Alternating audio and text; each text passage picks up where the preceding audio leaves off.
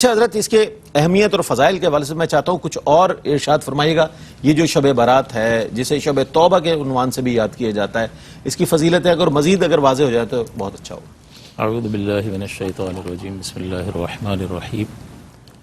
فضیلت کا مطلب ہوتا ہے بڑھ جانا، یعنی اس میں تقابلی جائزہ ہوتا ہے کہ دوسرے چیز کے مقابلے میں کون سی چیز کس قدر بڑی ہوئی ہے،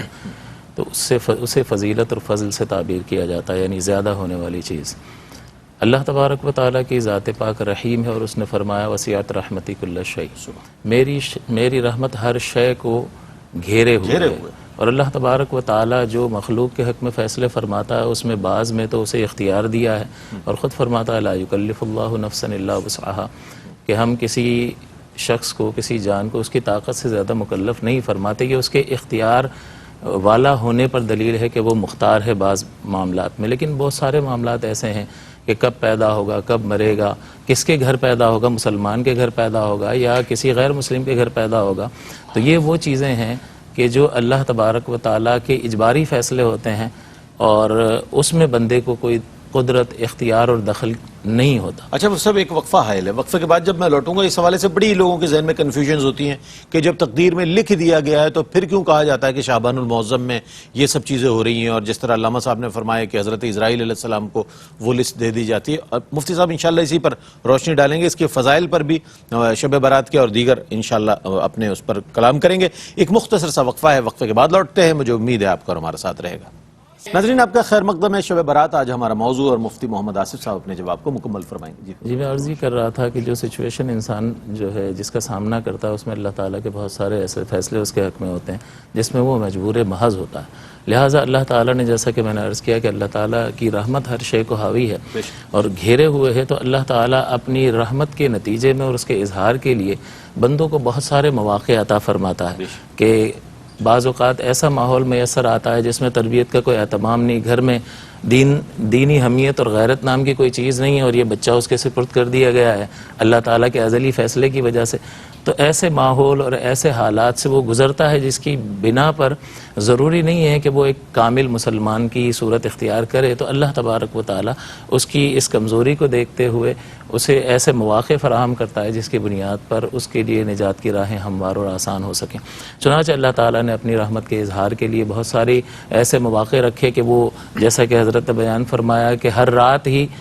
مستغفرین بالاسحار، سحری کے وقت جو ہے استغفار طلب کرنے والوں پر خصوصی رحمت ہوتی ہے اللہ تعالیٰ کی. لیکن ان خاص راتوں میں جس میں شب قدر بھی ایک رات ہے، اس میں اللہ تعالیٰ نزول اجلال فرماتا ہے. تو اس قدر اہتمام اللہ تعالیٰ کا فرمانا کہ وہ آسمان پر جو تجلی فرماتا ہے جیسا کہ اس کی شان کے لائق ہے، کیونکہ وہ جسم و جسمانیت سے پاک ہے. تو ہم یہ تو نہیں کہہ سکتے کہ اتر آتا ہے یا کہاں تھا، یہاں تھا، وہاں تھا. یہ تو ہم لا مکان بھی جو ہے اپنے سمجھنے سمجھانے کے لیے کہتے ہیں، ورنہ اس جگہ کو مکان سے تعبیر کرنا مجاز ہے، وہ ذات سمجھ میں آنے والی نہیں ہے. تو اپنی شان کے مطابق اس قدر اہتمام فرماتا ہے. اور جیسا کہ بیان کیا گیا کہ حضور علیہ الصلوۃ والسلام نے اسے اپنا مہینہ قرار دیا،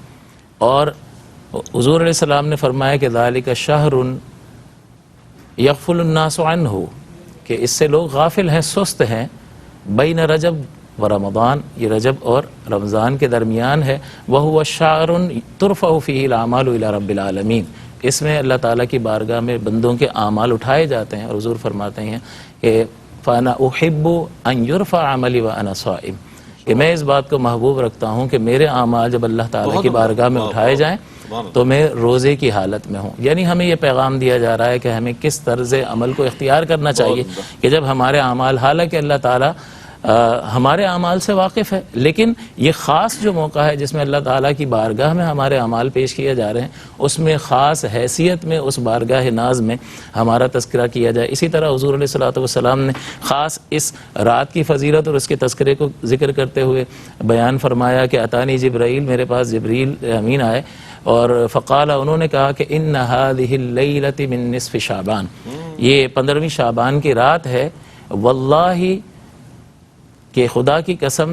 کہ فیہا اتقاء من النار، کہ کہ اس میں جہنم سے بہت سارے لوگ آزاد کیے جاتے ہیں بعددی شعور غنم کلب، جیسا کہ حضرت نے ابن ماجہ کی روایت بیان کی، اسے امام بحقی نے روایت کیا، تو مختلف الفاظ کے ساتھ یہ روایت منقول ہوئی، یعنی کثرت کے ساتھ اللہ تبارک و تعالی لوگوں کی بخشش اور مغفرت کا اہتمام فرماتا ہے، اور یہ بھی نہیں ہے کہ اس کے خزانے کوئی کم ہیں یا خزانے اس کے معمور ہیں، بھرے پڑے ہیں، اور وہ دینا ہی چاہتا ہے۔ بعض اوقات لوگوں کے پاس بہت کچھ ہوتا ہے لیکن ایک لمٹ تک دے کر پھر ہاتھ روک لیتے ہیں، تو اللہ تبارک و تعالیٰ اپنے بندوں پر کمال مہربانی فرمانا چاہتا ہے، اس کے خزانے کھلے ہوئے ہیں اور اس نے خاص اہتمام فرمایا ہے، اور یہ تنبیہ بھی فرما دی کہ خاص قسم کے لوگ جو ہیں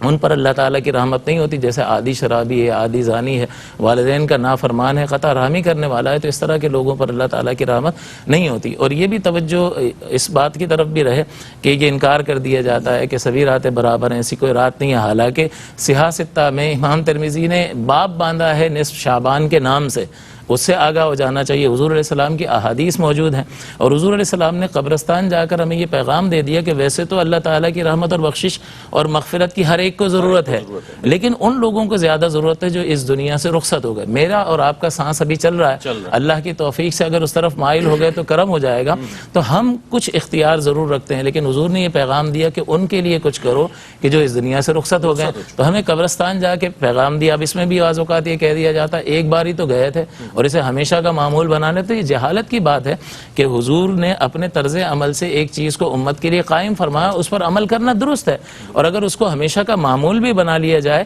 صحیح اعتقاد کے ساتھ کہ یہ مستحب ہے، اگر کریں گے تو شریعت اجر دے گی، نہیں کریں گے تو کوئی گرفت نہیں ہے، گھر بیٹھے آپ یہ سارے ثواب کر سکتے ہیں، تو صحیح اعتقاد کے ساتھ کسی کو معمول بنا لینا بھی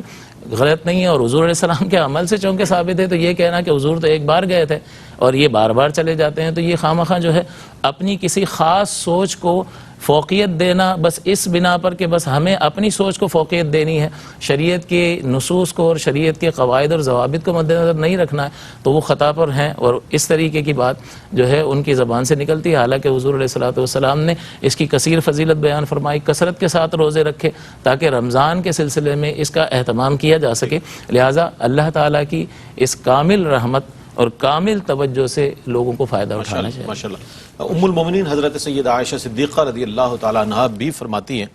کہ نبی کریم علیہ الصلوۃ والسلام شعبان المعظم کے مہینے میں کثرت کے ساتھ روزے رکھا کرتے تھے، اس لیے سرکار نے فرمایا شعبان الشہری، شعبان میرا مہینہ ہے۔ ناظرین، اگر آپ ایسی ہی مزید ویڈیوز دیکھنا چاہتے ہیں تو ہمارا ARYQTV کا چینل سبسکرائب کیجئے